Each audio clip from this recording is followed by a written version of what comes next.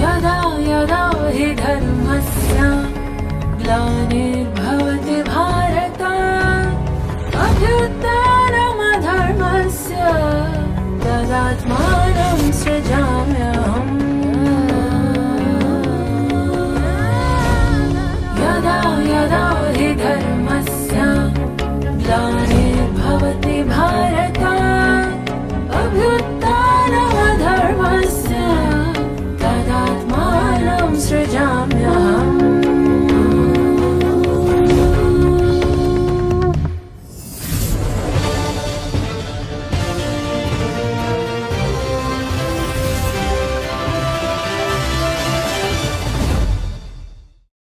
नमस्कार दर्शकों, गीता ज्ञान अपनाओ सफलता पाओ इस श्रृंखला में एक बार फिर से आपका बहुत बहुत स्वागत है, अभिनंदन है। इस सीरीज में हम गीता में जो वर्णित श्लोक हैं उनके भावार्थ क्या हैं, आत्मा का ज्ञान क्या कहता है, परमात्मा का ज्ञान क्या कहता है, योग क्या है, राजयोग क्या है, कर्म योग क्या है, इस श्रृंखला में हम यही मुख्यतः जानकारी प्राप्त कर रहे हैं। और आज इस श्रृंखला में हम परमात्मा के बारे में बहुत सारी रोचक जानकारी और भी प्राप्त करने वाले हैं। और इस बारे में डिस्कशन करने के लिए हमारे बीच में मौजूद हैं ब्रह्मा कुमारी सौम्या जी। सौम्या जी, एक बार फिर से मैं आपका बहुत बहुत स्वागत करती हूँ। ओम शांति। ओम शांति। सौम्या जी, हमने जो पिछले एपिसोड्स थे उनमें परमात्मा के बारे में बहुत सारी बातें की। हमने ये जाना कि उसका रूप क्या है, वो कहाँ रहते हैं, उनका एड्रेस क्या है, वो देखने में कैसे हैं। और अब सबसे एक महत्वपूर्ण प्रश्न ये है, क्योंकि वो एक पर्सनालिटी है, एक इनविजिबल पर्सनालिटी है और हम सबको पता है उसका कोई नाम तो ज़रूर होता है, चाहे कोई ईश्वर कहता है, कोई प्रभु कहता है अपनी अपनी भाषा में, लेकिन गीता में उनके नाम के बारे में क्या व्याख्या की गई है? भक्ति में परमात्मा के बारे में बहुत सारे नाम प्रचलित हैं। सारे ही नाम उसके कर्तव्यवाचक नाम है। तो अभी हमने सुना है परमात्मा जिसका अपना शरीर नहीं है, तो जरूर कायिक नाम तो उसका हो ही नहीं सकता है। तो वो परमात्मा अपने बारे में बताते हुए अपना जो नाम है वो क्या बताते हैं अर्जुन को? गतिर्भर्ता प्रभु साक्षी निवास शरणं सुहृदे। गतिर्भर्ता प्रभु साक्षी निवास शरणं सुहृदे। प्रभव प्रलय स्थानं निधानं बीजमव्ययम्। प्रभव प्रलय स्थानं निधानं बीजमव्ययम्। वो कहते हैं गति मैं ही हूँ, पहुँचने वाला जो मनुष्य आत्माओं को जहाँ पहुँचना है वो लक्ष्य एक मैं ही हूँ। भर्ता माना सबका स्वामी एक मैं ही हूँ। निवास शरणम सुहृद, जहाँ पे आश्रय है जो वही मैं भी हूँ, मैं ही वो आश्रय हूँ सबका। शरणम सुहृद, शरण भी एक मैं ही हूँ। वो कहते हैं मैं सुहृद हूँ। सुहृद माना मित्र के लिए भी कहते हैं कल्याण करने वाला। कहते हैं ना शुभम करोति इति शिवः, तो कल्याणकारी मंगलकारी इसका अर्थ है। तो उसका अर्थ ये है कि मेरा नाम शिव है। फिर वो कहते हैं प्रभव प्रलय स्थानम, प्रभव माना ओरिजिन, सबसे जो आदि का जो स्थान है, मूल स्थान भी मैं ही हूँ। प्रलय लास्ट में जो एंड होने वाला जगह भी एक मैं ही हूँ। जब सृष्टि का विनाश हो जाएगा मेरे पास ही सभी पहुंचेंगे। शिव अनादि है, शिव अनंत है, कहा गया है। वो बीज है और अव्ययी है। मैं बीज रूप हूँ लेकिन मैं अव्ययी हूँ। इन आंखों से दिखाई नहीं देता हूँ लेकिन सूक्ष्माति सूक्ष्म बीज रूप हूँ मैं। तो इस प्रकार से परमात्मा जब अपना नाम बताते हैं, इसी को ही भक्ति में जैसे शिव नाम तो कहा है, शिव के साथ जब शिवलिंग कहते हैं उसको, लिंग का अर्थ है चिन्ह, पूजा करने के लिए उसको लिंग का रूप भी दिया गया। अनेक ज्योतिर्लिंगम के बारे में भी हमने सुना है तो परमात्मा ज्योति है, तो जरूर ज्योति की पूजा ज्योतिर्लिंगम के रूप में ही भक्तों ने किया है। जी इसीलिए वो कहते मैं सुहृद हूँ, मैं शिव हूँ, मैं कल्याणकारी हूँ, मैं मंगलकारी हूँ। जी तो इसीलिए ये जानने के बाद हमें देखो, परमात्मा खुद कहते हैं मैं एक हूँ, मैं निराकार हूँ, मेरा नाम शिव है, मेरा रहने का स्थान परम धाम है, मैं अनेक नहीं हूँ। तो इस तरह से वो खुद अपना ही सारी बातें जब बताते हैं तो बुद्धि को उसमें लगाना सहज हो जाता है। माना उनका नाम शिव है। जी, शिव अर्थात कल्याणकारी, जी क्योंकि खुद गीता में उन्होंने कहा मैं सुहृद हूँ, सबका मित्र, कल्याण करने वाला। जी भक्ति में तो लोगों ने कह दिया वो विनाश के प्रतीक देवता भी कह दिया, जबकि वो कहते हैं मैं शिव हूँ, मैं कल्याणकारी हूँ। एक प्रश्न मुझे माइंड में आ रहा है कि हाँ, ईश्वर के बारे में एक बहुत प्रचलित जो है वाक्य कहा गया है कि वो कण कण में है। ये हर कोई यही ज़्यादातर सुनने को मिलता है। लोग अपनी कथाओं में भी बताते हैं कि जी। ईश्वर कण कण में है। और अब तक जो हमारी चर्चा हुई है वो उसकी एक इंडिविजुअल आइडेंटिटी को लेकर के हुई है कि वो पॉइंट ऑफ लाइट है, प्रकाश स्वरूप है, उनका नाम शिव है। तो ये एक बड़ी कॉन्ट्राडिक्शन हो जाती है यहाँ पर कि लोग कुछ कह रहे हैं और यहाँ पे सत्य कुछ और निकल के आ रहा है। निकल के आ रहा है। तो बात ये है कि जैसे कि गीता का ही बहुत प्रसिद्ध श्लोक है, आप जानते ही हैं, यदा यदा हि धर्मस्य ग्लानिर्भवति भारत अभ्युत्थानम अधर्मस्य तदात्मानं सृजाम्यहम्। ये शब्द उनका ही है। जब जब इस धरती पर धर्म की ग्लानि होती है तब मैं आता हूँ। कहाँ से? ऊपर से नीचे आता हूँ। किसके लिए? अधर्म का विनाश और सत्य धर्म की स्थापना करने के लिए आता हूँ। सिर्फ ये श्लोक ही काफी है कि हमें इस बात को समझने के लिए कि परमात्मा ऊपर से नीचे आता है। जी। अब आप ये पूरी सृष्टि उसकी रचना है, तो कॉस्मिक एनर्जी सब जगह व्यापक है। तो इसका अब मान लीजिए हम, मैं और आप इस कमरे में बैठे हैं, हमें पता है कहाँ क्या चीज है, सब कुछ पता है। इसका मतलब ये तो नहीं है कि मैं ये कुर्सी में भी हूँ या इसमें भी हूँ उसमें भी हूँ। तो ये उसकी रचना है, क्रिएशन है, तो वो रहता एक जगह है, ये सारी ही उसकी रचना है। तो कण कण में रहता फिर क्यों कह दिया लोगों ने? इसकी दो तीन कारण है। एक तो जिससे बहुत प्यार है ना, फिर वो कहते जहां देखो तुम हो, तुम ही नजर आ रही हो। क्योंकि हमारे दिल में भी वही बस रहा है, बुद्धि में भी वही है, तो जहां देख रहे हैं वही नजर आ रहा है। फिर दूसरी एक कारण और भी है कि जब मैं समझूं कि मुझे कोई देख रहा है तो मैं जरूर पाप कर्म करने से अपने आप को थोड़ा बचाऊंगी, या कुछ तो डर तो होगा मुझे। कुछ इन कारणों की वजह से लोगों ने ये कहा है, उसके बिना पता भी नहीं हिलता है। वो कंट्रोलर है, प्रकृति अपना काम कर रही है, उसमें किसी का इंटरफेरेंस नहीं है। परमात्मा जो है वो अपना कार्य कर रहा है, परमात्मा की रचना है प्रकृति।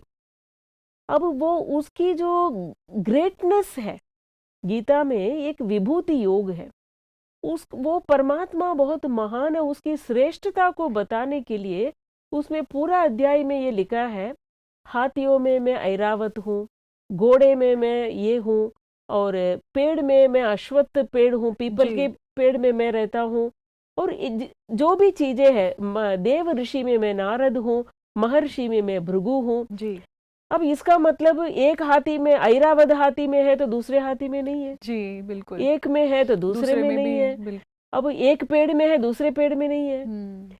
तो ये इसका अर्थ ये नहीं है।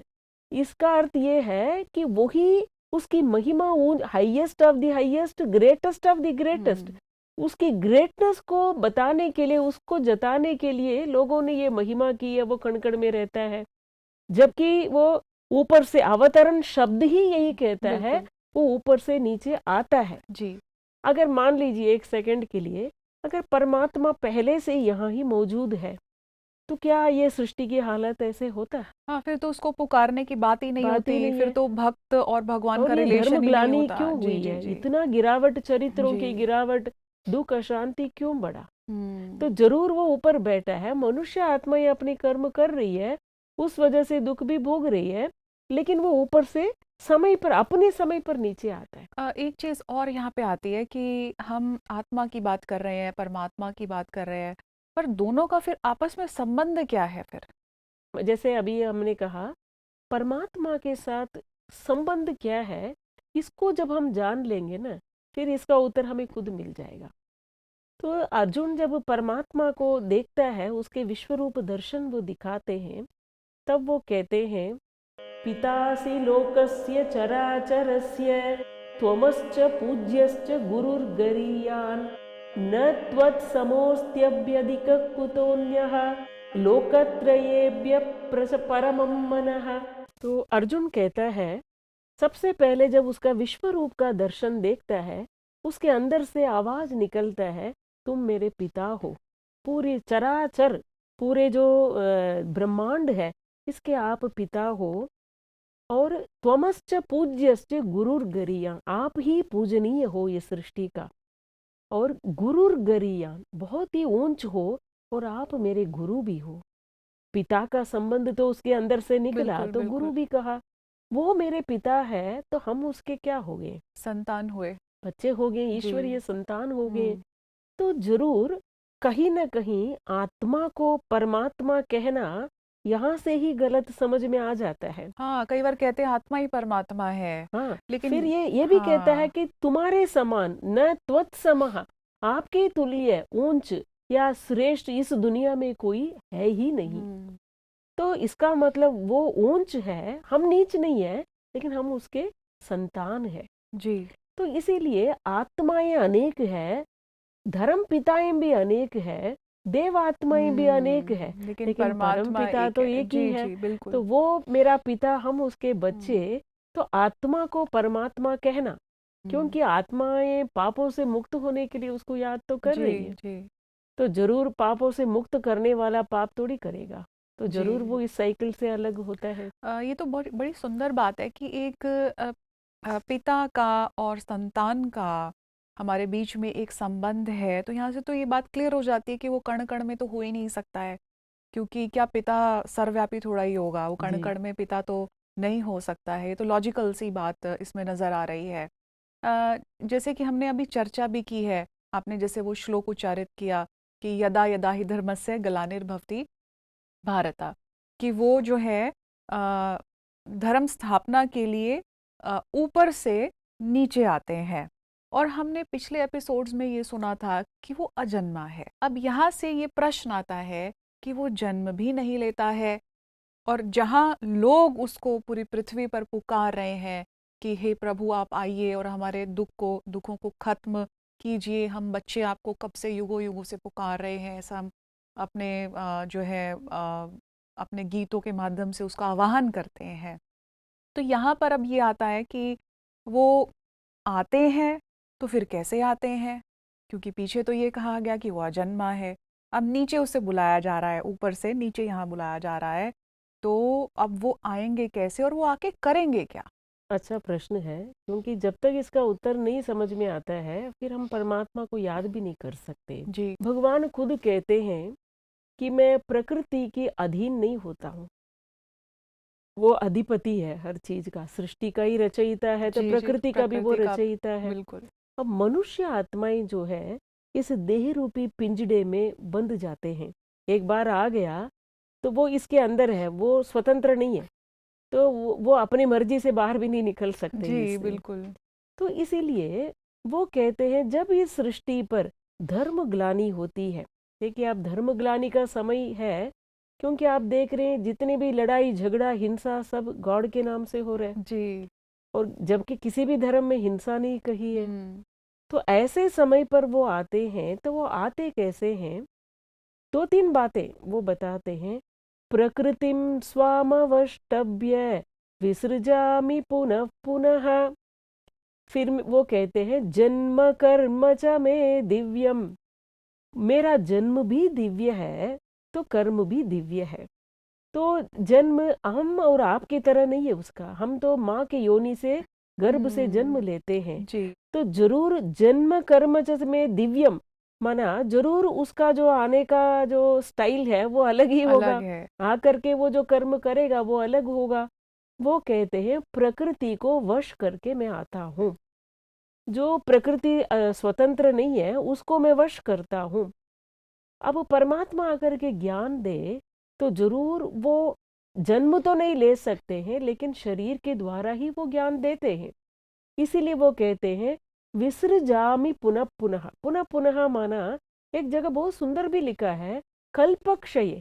कल्प में एक बार जब ये सृष्टि बिल्कुल नीच एकदम कैरेक्टर में भी अशांत हो जाता है, इंसान दुखी हो जाता है, कल्पक्षये अंत में कल्प खत्म होने के समय पर मैं आता हूँ तो प्रकृति को वश करता हूँ। विसृजामि मैं फिर से इस सृष्टि को पुनः पुनः स्थापन करता हूँ। तो जरूर परमात्मा जो प्रवेश करते हैं मनुष्य तन में, जी। इसीलिए मनुष्य तन में उनका जो प्रवेश हो करके वो ज्ञान दे देते। फिर ये भी वो एक जगह कहते हैं निबद्धनन्ति महाबाहो, मेरे जो कर्म है मुझे बांधते नहीं है। हम जो अपनी शरीर और अपनी बुद्धि से शरीर के अंगों से जब कर्म करते हैं, कर्म हमें बांधते हैं, कर्म के अच्छे बुरे फल को भोगते हैं। लेकिन वो आकर के जब वो करता है तो इसी को ही शास्त्रों में भी लिखा है परमात्मा ब्रह्मा के द्वारा सृष्टि रचते हैं। यहाँ क्लियर वो कहते हैं विसृजामि पुनः पुनः, बार बार मैं फिर से कल्प के अंत में आकर के इस नव सृजन करता हूँ। मतलब जो खत्म हो गया फिर से करते हैं। तो जरूर इसीलिए परमात्मा जिस तन में अवतरित होते हैं वो ब्रह्मा का मानवीय तन में अवतरित होते। इसीलिए एक सुंदर श्लोक मुझे याद आ रहा है, वो कहते हैं अवजानन्ति मां मूढ़ा मानुषीं तनुमाश्रितं परम भावमजानन्तो मम भूतमहेश्वरम। वो कहते हैं मैं मनुष्य तन का जब आधार लेकर नीचे आता हूँ, अवजानन्ति मां मूढ़ा, जो जिनमें ज्ञान नहीं है, मूढ़मती लोग मुझे नहीं जानते, अवजानन्ति। जी। इसीलिए मानुषीम तनुमाश्रितम, मैं मनुष्य तन का आधार लेता हूँ, परम भावम अजानंतो, इसलिए वो मुझे जब नहीं जानते हैं, नहीं पहचानते हैं, तो इसलिए उसकी महिमा को वो समझ नहीं सकते। परम भावम अजानंतो मम भूत महेश्वर, पूरे सृष्टि का जो ईश्वर है, मैं कैसे आकर के, अगर मान लीजिए कि बहुत सुंदर सजे सजाए देवता के तन में परमात्मा आ जाए, तो क्या उनको ये कहने की जरूरत थी अवजानन्ति मां मूढ़ा? उनको तो पूरी दुनिया पहचानती है, बिल्कुल बिल्कुल। भागते हैं लोग दर्शन करेंगे उनसे प्राप्ति करने के हम्म। लिए। जब वो आते हैं वो मनुष्य तन, मानुषीम तनुमाश्रितम, मैं मनुष्य तन का आधार लेता हूँ, इसलिए मूढ़मती मुझे नहीं पहचानते। हाँ, तभी ये कहते हैं कि मुझे कोटों में कोई कोई में भी कोई पहचान सकता है, जी शायद वो जी। इसी बात को लेकर कहा गया है। तो जी। इसीलिए परमात्मा का जो अवतरण जो है रहस्यमय है। हम्म। कल्प के अंत में, कलयुग की जो अंत समय जब आ जाता है, कल्पक्षये कहा, ऐसे समय पर वो आकर के पुनः पुनः बार बार, क्योंकि एक बार नहीं है, ये जो टाइम इज साइक्लिकल, फिर वो आते हैं, वो अपना सारा कार्य करते हैं, फिर से वो सृष्टि का सृजन करते हैं, नव सृजन होता है, फिर आत्माएं कर्म करते हैं, धीरे धीरे धर्म ग्लानि होती है, ये साइकिल चलता रहता है। तो इसका मतलब आपने जो चर्चा की है, जो आपने ये बताया है कि वैसे वो अजन्मा इसलिए कहा गया कि वो हमारी तरह जो है योनि में नहीं आते हैं, माता पिता द्वारा जो है जन्म नहीं लेते हैं, और जैसे आपने ये कहा कि वो प्रकृति को अधीन करते हैं, प्रकृति का आधार लेते हैं, माना कि वो कोई दूसरे शरीर में प्रवेश करते हैं, इसका जी यही अर्थ हुआ जिसका नाम आपने ब्रह्मा बताया है अभी। नंदी के रूप में भी दिखाते हैं शास्त्रों में जी जी इसका जी, नंदी बहुत पर सारा। सवारी दिखाई जी गई है। जी जी जी जी। तो इसका मतलब वो आते हैं, ऊपर से नीचे की ओर आते हैं, और ये जो आज का वातावरण चल रहा है उसको परिवर्तन करने का वो कर्तव्य भी करते हैं। सौम्या जी, आज आपने परमात्मा से संबंधित हमें बहुत गहरी जानकारी दी है कि वो कैसे नीचे आते हैं और कैसे वो अपने कर्तव्यों का पालन करते हैं। ये सारी रोचक जानकारी एक बार फिर से देने के लिए मैं आपका बहुत बहुत आभार प्रकट करती हूँ। ओम शांति। ओम शांति। तो दर्शकों, आज के इस एपिसोड में हमने बहुत सारी जानकारी हासिल की कि परमात्मा का जो नाम है वो शिव है, और शिव अर्थात कल्याणकारी, जो कि उनके कर्तव्यों को प्रकट करता है। और साथ ही हमने ये भी देखा कि वो कण कण में नहीं हो सकते, क्योंकि आत्मा और परमात्मा का जो संबंध है वो पिता और पुत्र का है। तो एक पिता सर्वव्यापी कैसे हो सकता है? और साथ ही हमने ये भी जाना कि वो इस धरा पर आते हैं, अवतरित होते हैं, प्रकृति का आधार लेते हैं, लेकिन हमारी तरह वो जन्म नहीं लेते हैं। तो दर्शकों, परमात्मा से संबंधित और भी बहुत सारी जानकारी हम आने वाले एपिसोड्स में जानने वाले हैं। आज का ये एपिसोड हम यहीं समाप्त करेंगे। हमें दीजिए इजाजत। नमस्कार। ओम शांति।